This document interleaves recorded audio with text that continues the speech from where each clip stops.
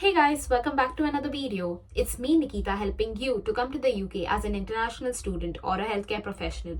Now my previous video was all about the biggest update from HCPC for 2022. That's right, the HCPC online application form. And in today's video, we will be discussing some tips and tricks and some advice that I would want to share with you as you are filling your online application form. So here it goes. The first most important thing when you think about filling the online application form is thinking about what documents you need to collect. Now, I know that I've made a video on this previously and I'm just going to leave the link for that video right now above. But in today's video, I would just like to pull up my screen to share some of these documents. So the first most important document is your proof of address.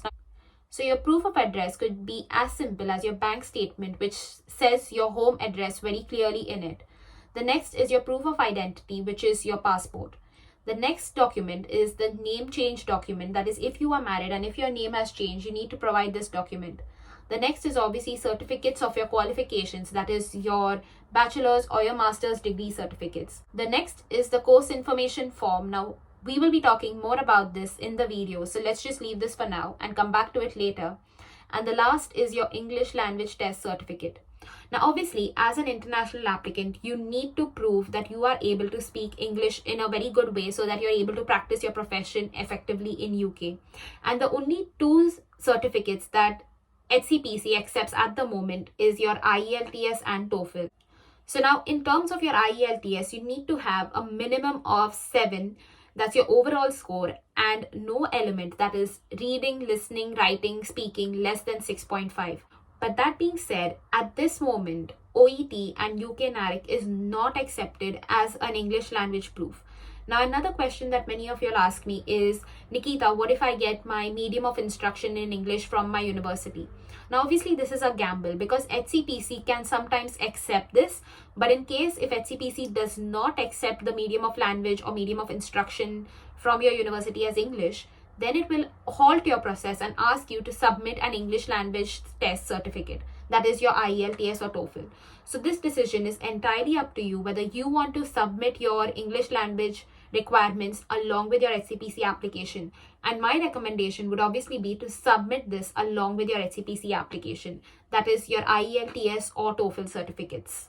Now, the second most important point that I think about the documents that all of y'all should be aware about is the attestation. So that's right. In the previous written format or the format where we submitted our documents by post, we all had to attest our documents from the notary or from a lawyer within the country that we were in, or any country basically.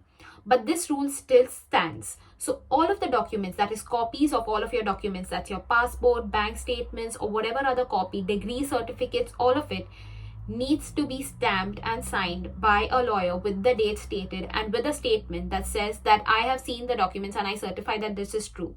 Now, obviously, this statement is clearly available on the guidance document for the HCPC, and I've made a video on this previously. So I'm just going to leave the link for that video right now above. But yes, all of the documents still need to be attested, and copies of these need to be uploaded on the HCPC website when you are making your application. Now, one easy way that I've identified is to actually scan the documents using your cameras on your Android or your iPhones. So you can actually use Microsoft Lens to scan these documents and upload them as your certificates or as your documents to support your HCPC application. Now, another really important question that some of y'all have asked me is, can we submit multiple course information forms? And yes, you can. The answer to this is basically, if you've studied more than one degree, that is a bachelor's degree or a master's degree, you will have separate course information forms to be submitted along with each degree. So all of this can be uploaded in your educational section on the online application site. Now, what's really important is that your course information form contains all of the information from the syllabus that is deemed relevant. And I'm just going to leave the link for a previous video that I've created about the course information form. If you've not watched it already, please do watch it. It will give you a load of information about what should actually be included in the form, and it even shows you a small example in it. And finally, coming down to some last documents that we would need in terms of submitting our HCPC application online. So some additional documents that I think are always good to upload on your online application is obviously having an internship completion certificate, because that states where you've completed your internship, how long it was for. but also if you have any reference letters from your employers, that is previous employers. Now this can be a good way to show that you've obviously completed a good professional experience and your supervisor or mentor has written a letter in support of your application, or just a general reference letter. Now, another doubt that many of you all have is, what if the employer does not have an official or an institutional email address?